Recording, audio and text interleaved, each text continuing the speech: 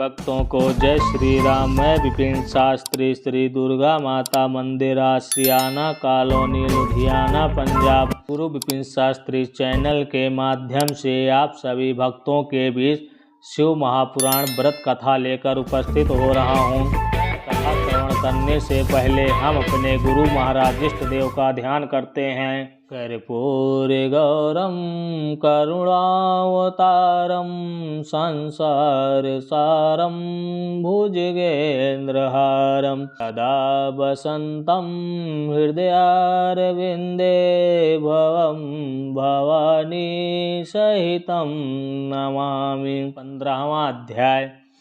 इतनी कथा सुनकर नारद जी ने पूछा, हे पिता, जब भगवान सदाशिव का क्रोध शांत हो गया और वे प्रसन्नता को प्राप्त हो गए, तदुपरांत क्या हुआ, वह मुझे बताने की कृपा करें।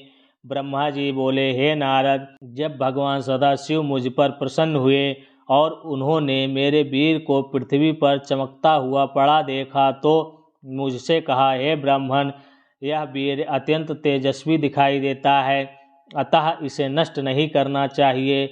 जिस समय तुम्हारा वीर पृथ्वी पर गिरा था उसी समय मेरे नेत्रों से कुछ आंसू भी गिरे थे। अस्तु उन दोनों के सम्मेलन से 4 मेघों की उत्पत्ति होगी। शिव जी की इतना कहते ही 4 मेघ उत्पन्न होकर आकाश में छा गए और गरजते हुए पानी बरसाने लगे, परंतु उस समय शिव जी के भय के कारण वह वर्षा धीमी फुहारों के रूप में हो रही थी। उस वर्षा को देखकर शिव जी तथा अन्य सभी सभासद अत्यंत प्रसन्न हुए और सर्वत्र आनंद भर गया।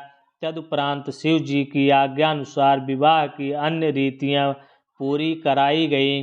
हे नारद, यह सब हो जाने के पश्चात विवाह के बाजे फिर पहले की भांति बज उठे। उस समय हमने शिव जी की स्तुति करते हुए कहा, हे प्रभो, जिस प्रकार शब्द और अर्थ में भेद नहीं है, उसी प्रकार आप में तथा शक्ति में कोई अंतर नहीं है।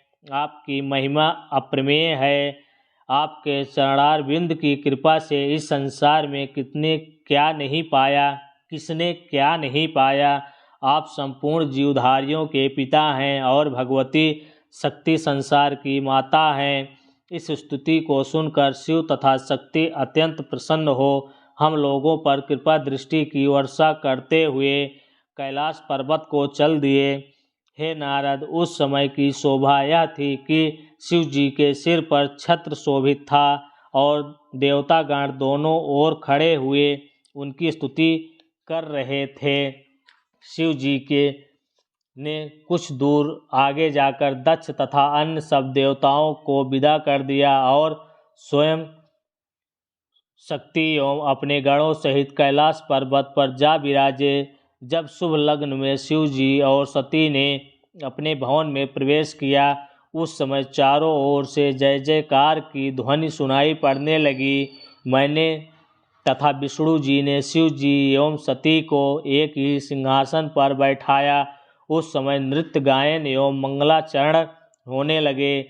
शिव जी ने सबकी मनोकामना पूर्ण करते हुए जिसने जो जो मांगा उसे वही वस्तु प्रदान की। तदुपरांत सब लोग उनका यश वर्णन करके अपने अपने घर को लौट गए।